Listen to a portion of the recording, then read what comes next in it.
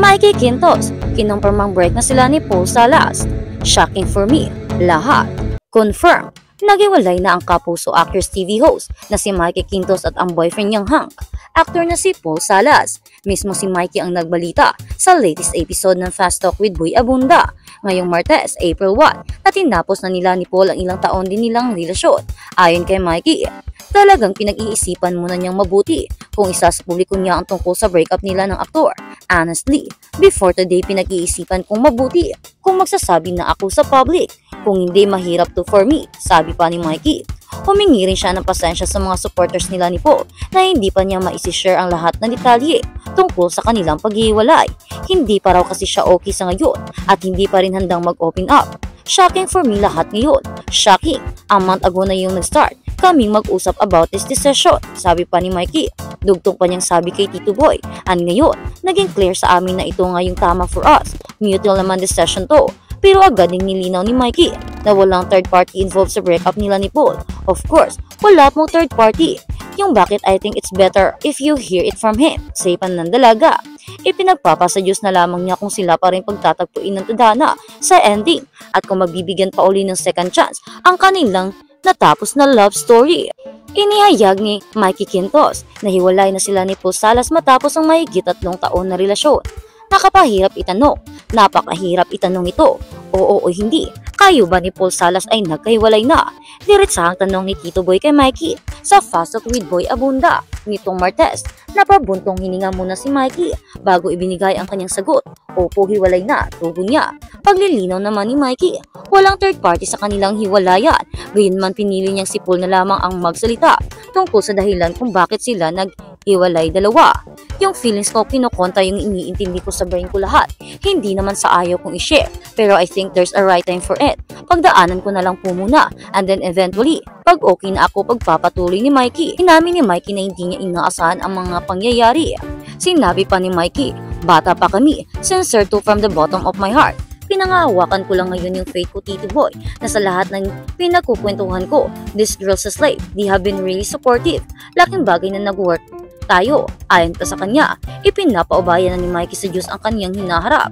Pero sa lahat ng nahihingan ko ng advice dito, ang narealize ko sa dulo, 50-50 Nagkakululing naman ang isip ko ang lahat ng tatanungin ko. Same lang din, yung will lang din ni Lord yung matutuloy sa ending. So I'll just have faith on that. Kung kami, ayon sa host ng cooking talk show na Lutong Bahay.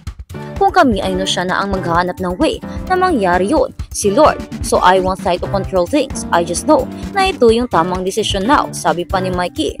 Iginiit ni Mikey na ipinaglaban niya ang relasyon nila ni Paul at wala siya ng pinagsisisihan. Matapos ang kanilang breakup, inilahad ni Mikey ang kanyang natutunan tungkol sa pag-ibig. I think what I learned about love is one, we attract love that we give ourselves. Kung gaano natin kamahal ang mga sarili natin, yun ang love na tinatanggap natin. O ganoon yung mga lalaki o partners na naa-attract natin. Yung lang din yung kayang tanggapin ng heart natin. Saan niya? And two, you just can't choose. Si Lord talaga Pwede ka sigurong mag-request sa kanya, pero you can control everything, sabi pa niya.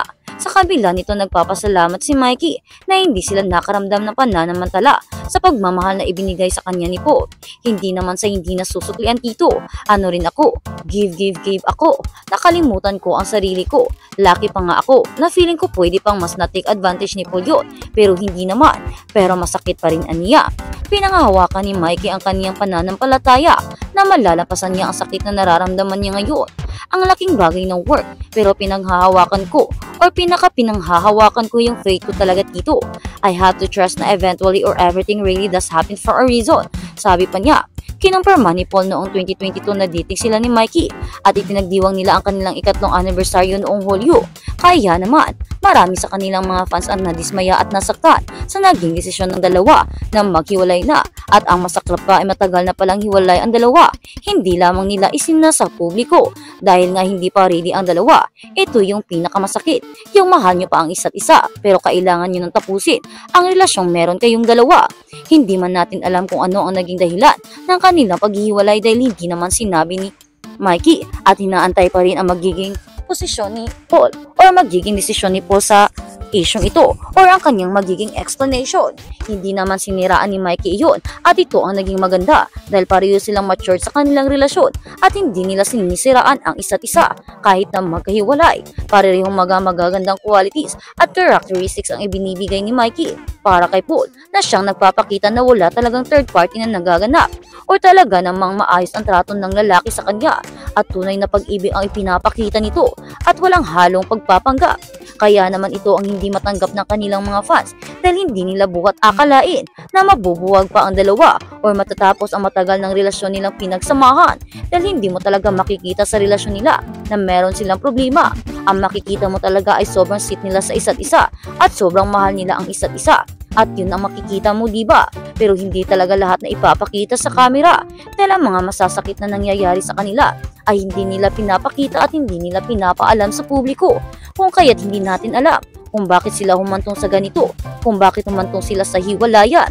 Sa pag-choose ng choices, natapusin na lang ang relasyon nila kaysa ipagpatuloy at ipaglaban. Siguro, hindi natin alam kung ano ang totoo. Siguro humantong sila sa point na parang napagod na sila sa isa't isa, napagod na sila na ipaglaban ang isa't isa, o napagod na sila. Hindi natin alam kung saang parte sila napagod. Pero ang alam natin, wala na sila. Wala na si Mikey at Paul na siya namang hinahanga ng marami dahil nga sa magandang tandem nila, sa magandang love team nila, at sa magandang karesma nilang dalawa na magkasama as true love team. Hindi lang love team sa camera or kung ano, but in a true relationship talaga. Kaya hindi buhat matanggap ng mga fans kung bakit at ganito ang nangyari, kung bakit humantong sa mga ganitong posisyon o sitwasyon. Kaya naman marami sa mga fans sila ang nag-aantay sa magiging sasabihin ni Paul, sa magiging explanation ni Paul kung bakit ganito ang nangyari sa kanilang dalawa ni Mikey.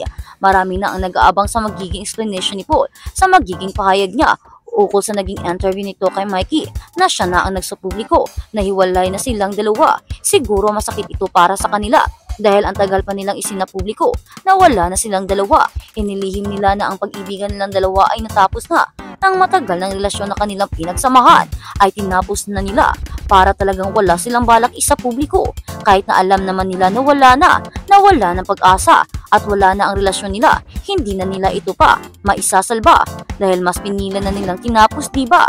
Pero ang tanong, bakit ang tagal nilang isinapubliko?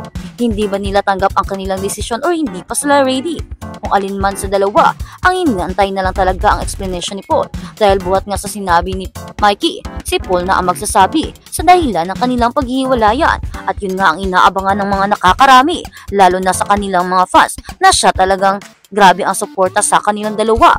Makikita mo talaga na talagang minahal sila ng kanilang mga tagahanga. Kaya naman ngayon marami ang nag-aabang sa magiging sanhi o magiging dahilan at eksplanasyon ni Paul sa kanilang hiwalayan. Kaya naman abangan natin kung ano talaga ang totoong naging dahilan ng kanilang paghiwalay dalawa ni Paul Salas.